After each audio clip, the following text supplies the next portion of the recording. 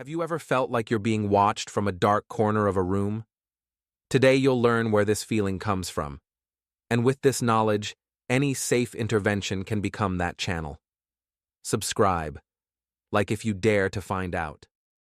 I never believed in supernatural nonsense. All those campfire tales about the black climber or forest spirits always just drew a crooked smirk from me. I go on solo hikes not for the mysticism, but to escape the office hum, endless Zoom calls, and idiotic deadlines. A digital detox. Just me, the forest, and my backpack. I'm a pragmatist. If something rustles in the bushes, it's a raccoon or the wind, not Grandma's ghost. At least that's what I thought 20 minutes ago.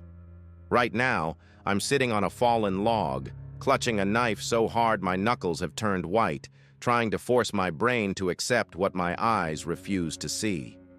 It all started banally. Around midnight, I really needed to take a leak. I crawled out of my sleeping bag, found my boots without lacing them, and stepped outside. The night was perfect. Quiet, cool, windless.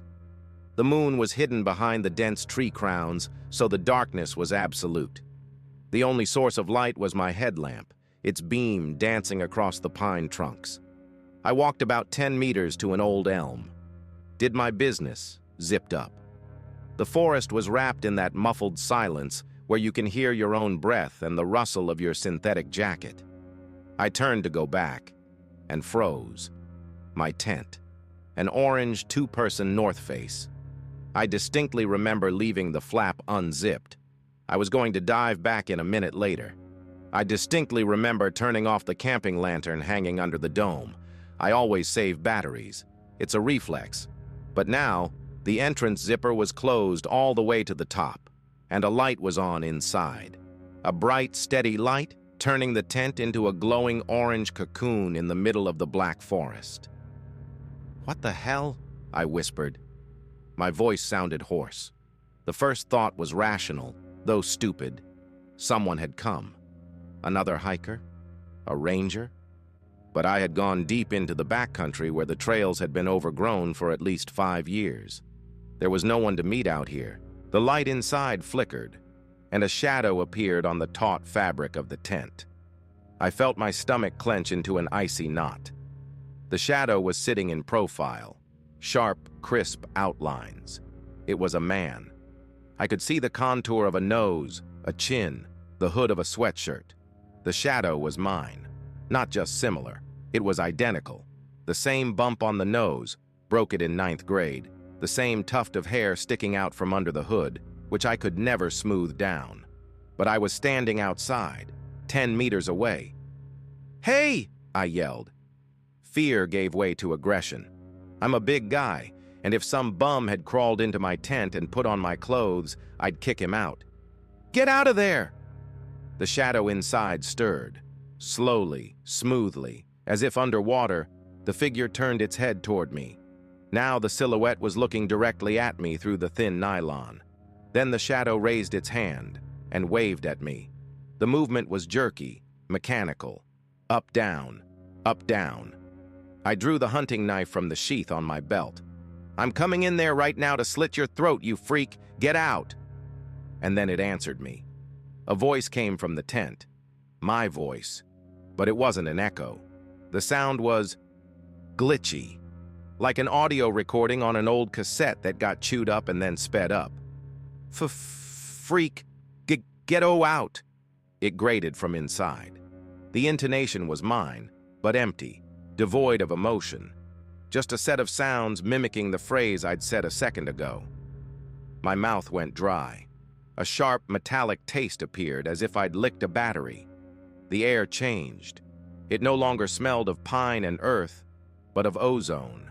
The smell before a heavy thunderstorm, when the hair on your arms stands on end. And something else. Wet. The smell of wet, dirty fur. "Who are you?" I shouted, taking a step forward. The beam from my headlamp trembled. Who are you?" the creature mocked. Now the voice sounded closer to the tent fabric, as if it had pressed its face against it. The shadow on the canvas suddenly began to change. Its shoulders widened unnaturally, its head jerked at a strange angle, as if its neck had broken, but the silhouette kept waving its hand. Up, down, faster, faster. I couldn't take it. Adrenaline hit my brain, washing away fear with pure rage. Go to hell! I lunged at the tent. 3 jumps. I raised the knife and plunged it into the fabric with a swing, right where the center of the silhouette's chest should be. The blade ripped through the nylon with a tearing sound. I yanked the knife down, ripping open the entrance, ready to fight anyone, a psychopath, a bear, the devil himself. I flung the torn fabric open. There was no one inside. Empty. My sleeping bag lay neatly, slightly crumpled. The camping lantern sat in the corner, emitting a steady white light.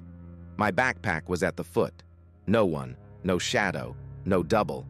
I stood there, breathing heavily, staring at the empty tent. Steam billowed from my mouth in clouds. My heart pounded so hard it echoed in my ears with dull thuds. Boom, boom, boom. A trick of the light, I whispered, trying to stop the trembling in my hands. Just fatigue, overexertion. The smell of ozone was unbearable. It stung my nostrils. It was unnaturally cold inside the tent, much colder than outside. I crawled inside on my knees, still gripping the knife. I needed to turn off the lantern, pack up, and get out of here to the car. Screw the night, screw the fatigue. Something was wrong here. My gaze fell on the sleeping bag. My smartphone lay on the pillow. The screen was glowing. I distinctly remembered putting it on airplane mode and stashing it in the side pocket of my backpack to save battery, but it lay right in the middle of the pillow. I reached for the phone. My fingers trembled. A video was open on the screen. The playback bar was paused right at the end. Duration, 14 minutes. I pressed play. The video was footage from inside the tent. The camera, judging by the angle, was in the corner where I'd thrown my backpack. In the video, I was sleeping. I saw myself wrapped in the sleeping bag, mouth open. My chest rose and fell steadily. The video timer showed the recording time, 00:15. I went cold. I had gone out to pee at 00:10. I wasn't sleeping. I was outside. I was standing by the tree looking at the tent, but on the screen, I was asleep. At the 3rd minute of the video, the tent fabric behind the sleeping me, began to slowly bulge inward, as if someone outside was pressing it with fingers. Silently, the zipper, which I had just slashed with my knife, unzipped. A head poked into the tent. It was long, pale, completely bald, smooth skin like a dolphin or a wet salamander. No eyes, just indentations, a mouth, a narrow slit. The creature flowed inside silently like mercury. It was long, unnaturally thin. It loomed over the sleeping me. Its face came within a centimeter of my face. In the video, I kept sleeping. The creature opened its mouth. It was full of small, needle-like teeth, but it didn't bite. It began to inhale. I saw air leave my mouth and get sucked into the creature's maw. With each exhale, the sleeping me in the video grew paler, while the creature's skin began to turn pink, acquiring a human hue. My facial features. At the 10th minute, the creature raised its head and looked directly at the camera lens. Now it had my face. It smiled and winked. The video ended. I dropped the phone. It landed on the sleeping bag with a dull thud. This couldn't be true. I was here. I was holding a knife. I had just come inside. I looked up, and in that moment, I realized something that made the hair on the back of my neck writhe like live worms. If in the video I was sleeping inside the tent while I was standing outside by the tree, then who was holding this phone now? And which one of us was real? A sound came from the forest, a heavy, wet slapping sound. Slap. Silence. Slap. Someone was walking toward the tent. The footsteps sounded like chunks of raw meat falling to the ground. I don't remember getting to my feet. Instinct, that ancient reptilian brain, shut off all unnecessary thoughts, leaving one command: run. I threw the phone into the bushes, squeezed the car keys in my fist so hard the metal bit into my palm, drawing blood. I bolted away from the tent, away from that cursed orange dome inside which I had just seen my death. Or what was it? The forest had changed. I remembered the trail, wide, beaten, with marks on the trees. But now I was running through dense undergrowth. Branches lashed my face like wet whips. Thorny bushes dug into my pants, trying to trip me. The darkness was thick as crude oil. The headlamp beam darted from side to side, snatching twisted, gnarled trunks from the gloom that looked like paralyzed old men. I could hear it behind me. It wasn't running. A person or animal chasing prey breaks branches, stomps, breathes. This sound was different. Slap. 2 seconds of silence. Slap. The sound of a wet, heavy sack of meat hitting asphalt. It seemed to hurl its body forward and let it crash down under its own weight. But the worst part was, the rhythm was speeding up. Slap, slap, slap. It was closing in with impossible speed for such a method of movement. My lungs were burning. My mouth held the same metallic taste of blood and ozone. I ran, not feeling my legs, stumbling over roots. This is a dream, a thought hammered in my skull. I'll wake up in the sleeping bag, sweaty and scared. I ate too many canned goods. It's just a nightmare. But the pain from the branch lashing my cheek was too real. The blood trickling down my chin was too warm. Ahead, through a thicket of trees, something metallic glinted. The car. My old RAV4, parked on the turnoff from the dirt road. Relief washed over me in a hot wave that nearly buckled my knees. Salvation, an iron capsule. Lock the doors, floor the gas, and don't stop until the city. I burst into the clearing, wheezing heavily. There it was, my dirty, dusty SUV. I had never loved this hunk of metal so much. My trembling fingers found the button on the key fob. I pressed unlock. The car flashed its headlights, illuminating the bushes with yellow light. I rushed to the driver's door, already reaching for the handle, and froze. The light was on inside. I couldn't have left it on. The battery would have died. But the dome light above the dashboard was glowing with a dull, yellowish light. Someone was sitting inside, in the driver's seat, hands resting calmly on the wheel, as if the driver was waiting for the engine to warm up. The figure was wearing my jacket, a blue Columbia with a frayed sleeve. My cap. I stood 2 meters from the door, unable to move. My brain refused to process the image. The keys were in my hand. The car was locked. How? The figure in the car slowly, with the same mechanical creak as the shadow in the tent, turned its head toward me. The dome light fell on its face. I screamed, but only a pitiful wheeze escaped my throat. It had my face. The oval, the stubble, the shape of the ears, all mine. But where the eyes should have been, there was perfectly smooth skin, as if a sculptor making a bust got lazy with the details and just smoothed out the eye sockets with a finger. No eyebrows, no lashes, just continuous pale flesh. The creature looked at me with that blind skin. Then its lips stretched into a smile, too wide. The corners of its mouth crawled toward its ears, revealing gums. It raised its hand from the wheel and tapped a finger on the glass from the inside. Tap, tap. "Let me in," came muffled from inside the cabin. The voice was mine, but sounded as if it came from the bottom of a well.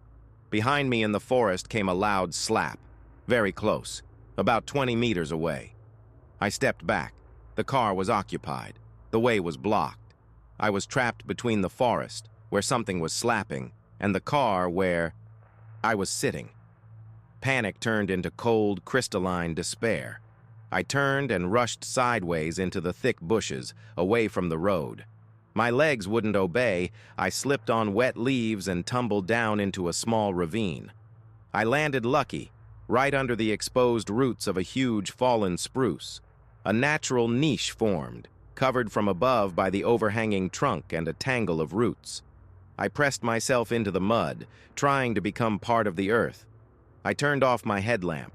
Darkness descended instantly.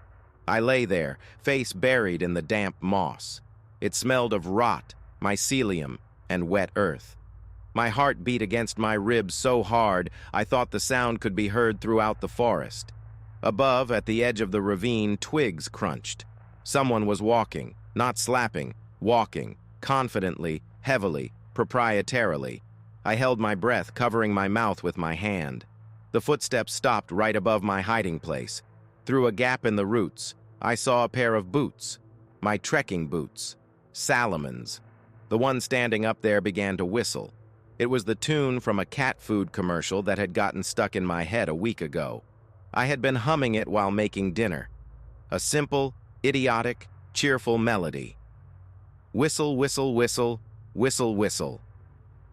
In this dead forest, in complete darkness, that carefree whistle sounded scarier than any scream. It was empty, an imitation of joy. Something crawled across my cheek. A beetle. I felt its legs treading on my skin, approaching my eye. I couldn't flinch, couldn't brush it away. Every movement could give me away. The beetle reached my eyelid, stopped, tickling my lashes with its antennae. I squeezed my eyes shut until it hurt, feeling the insect explore the corner of my eye. The whistling above stopped. "Alex?" called the voice. My voice, calm, even tender. "Come out. I'm cold. We need to go home. You have work tomorrow." It knew my schedule. "You're tired," the voice continued.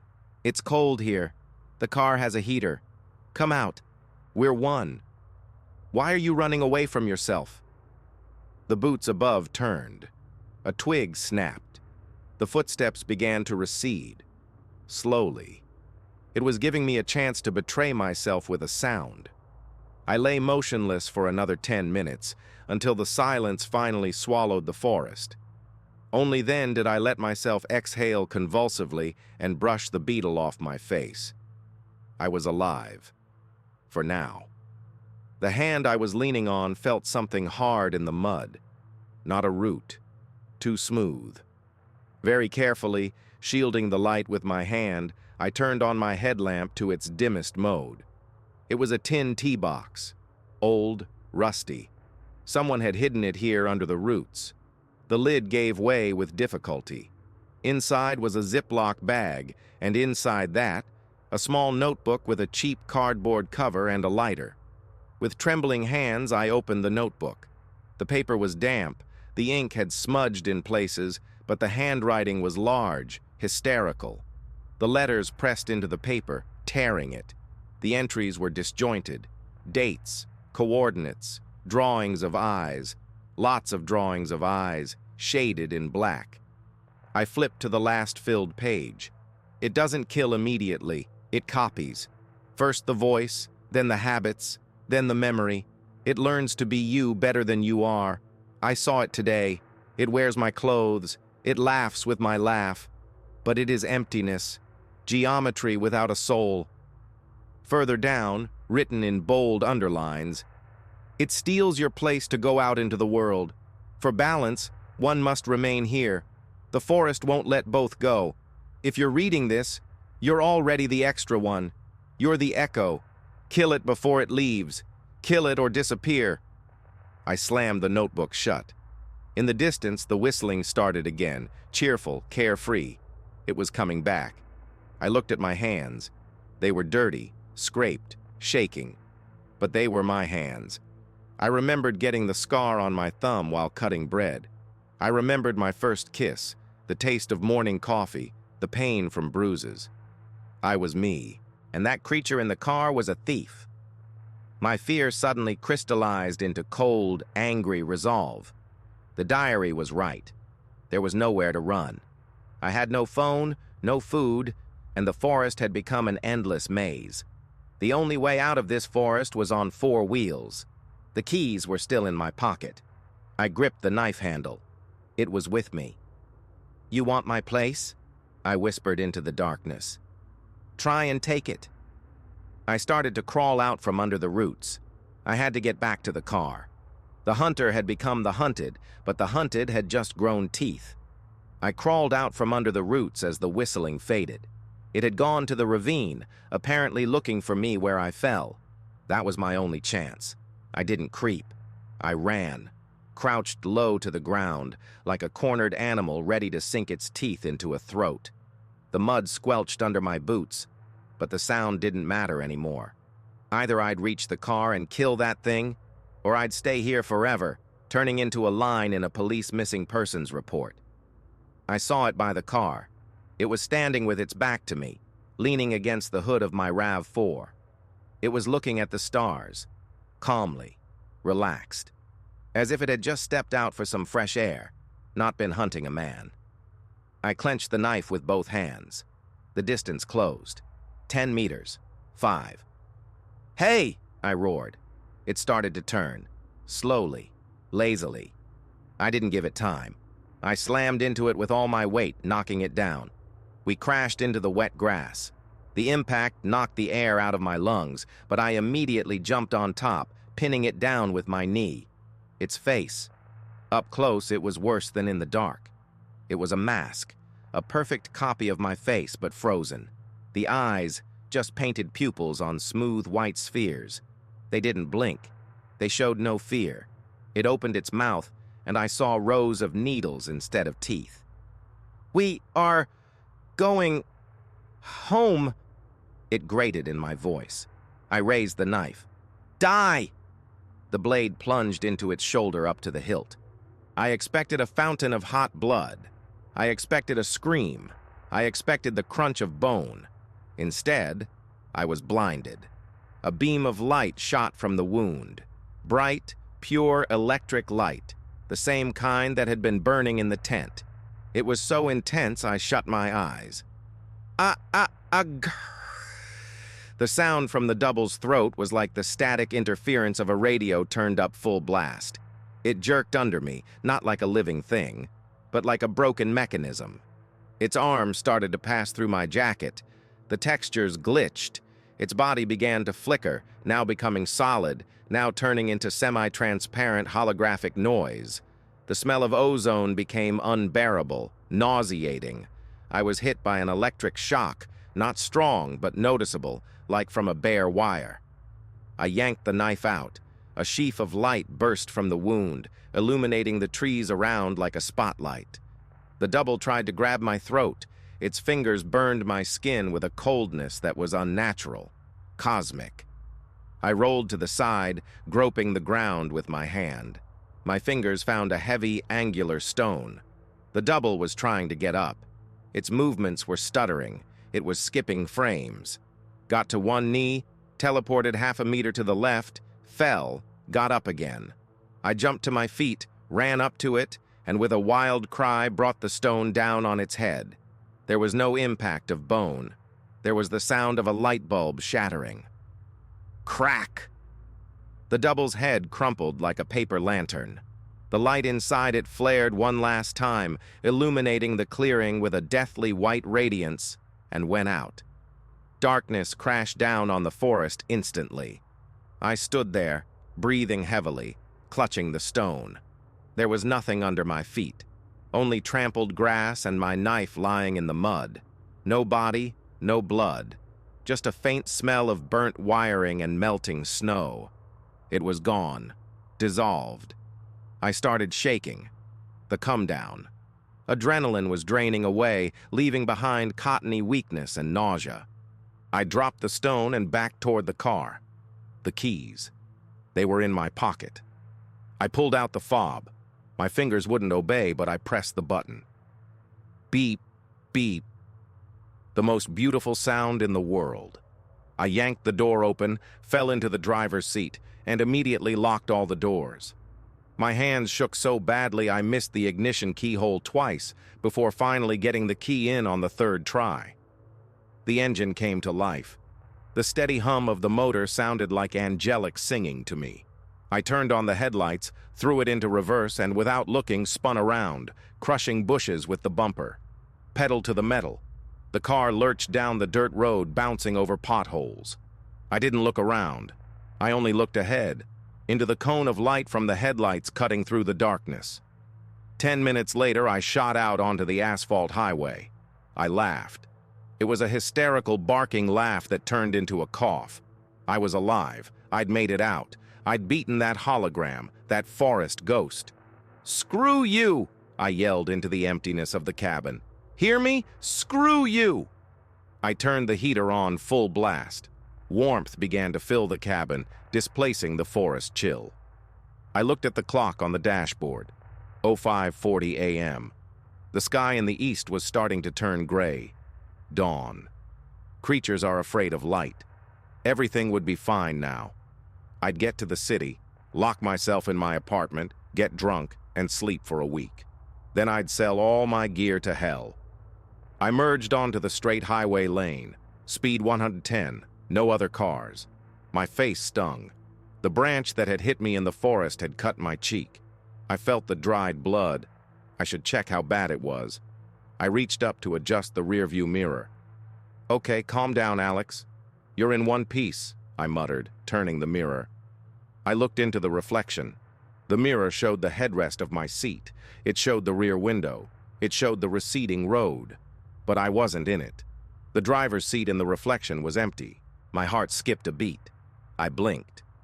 Maybe the angle was wrong. I yanked the mirror harder. No one. Emptiness. I looked at the side mirror. It showed the road, the lane markings, the guardrail. But no one was visible behind the wheel. Cold.